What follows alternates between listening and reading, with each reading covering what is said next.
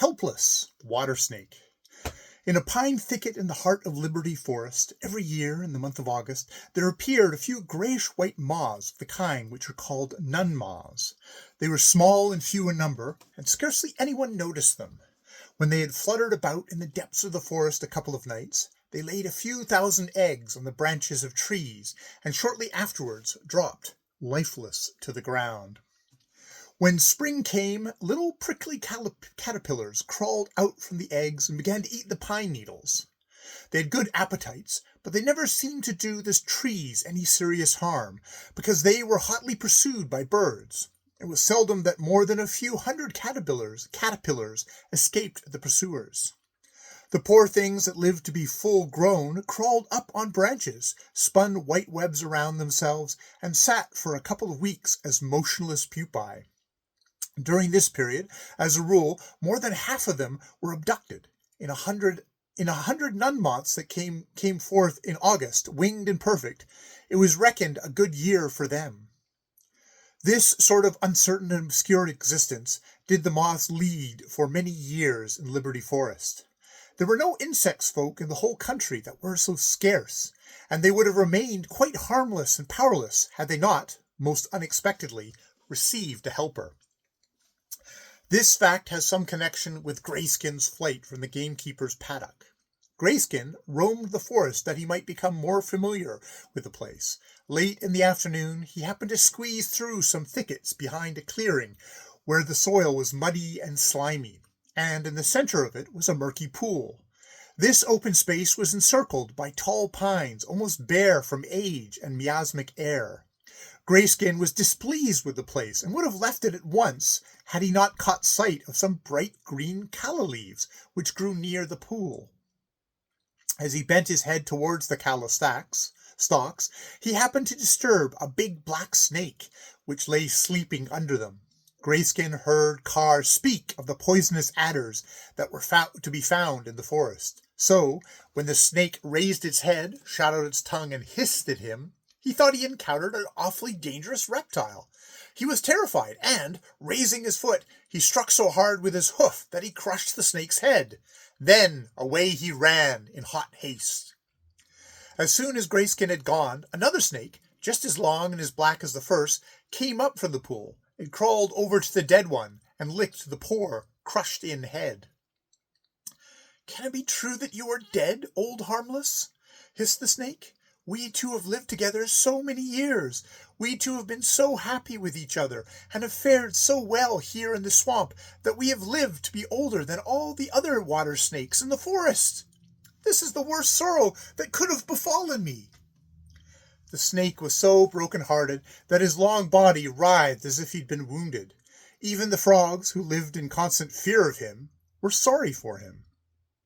"What a wicked creature he must be to murder a poor water snake that cannot defend itself," hissed the snake. "He certainly deserves a severe punishment.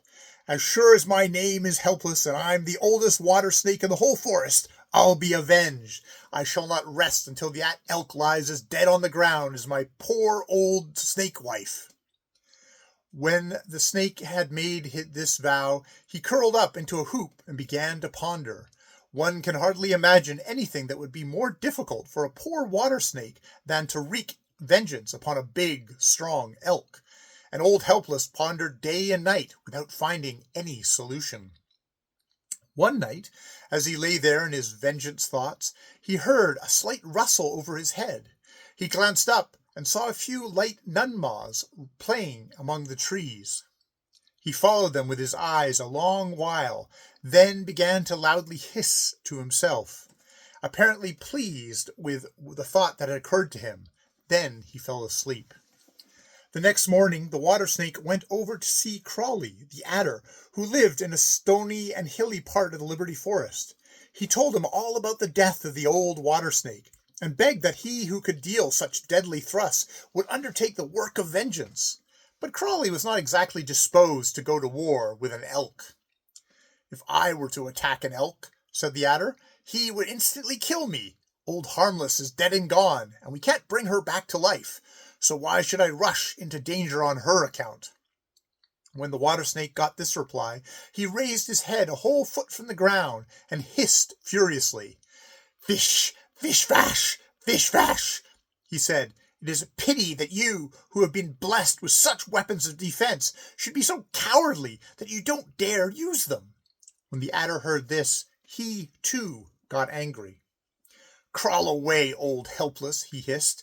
"The poison is in my fangs, but I would rather spare one who is said to be my kinsman." But the water snake did not move from the spot, and for a long time the snakes lay there hissing abusive epithets at each other. When Crawly was so angry that he couldn't hiss, but could only dart his tongue out, the water snake changed the subject and began to talk in a very different tone. "I had still another errand, Crawly," he said, lowering his voice to a mild whisper, "but now I suppose you are so angry that you wouldn't care to help me?" "If you don't ask me anything foolish of me, I shall certainly be at your service." "In the pine trees down by the swamp live a moth folk that fly around all night." "I know all about them," remarked Crawly. "What's up with them now?" "They are the smallest insect family in the forest," said Hlplss, "and the most harmless, since the caterpillars content themselves with gnawing only pine needles." "Yes, I know," said Crawly. "I'm afraid these moths will soon be exterminated," sighed the water snake. "There are so many who pick off the caterpillars in the spring." Now Crawly began to understand that the water snake wanted the caterpillars for his own purpose, and he answered pleasantly, "Do you wish me to say to the owls that they are to leave those pine tree worms in peace?" "Yes, it would be well if you, who have some authority in the forest, should do this," said Hlplss. "I might also drop a good word for the pine needle pickers among the thrushes," volunteered the adder. "I will gladly serve you when you do not demand anything unreasonable." "Now you have given me a good promise, Crawly," said Hlplss, "and I'm glad that I came to you.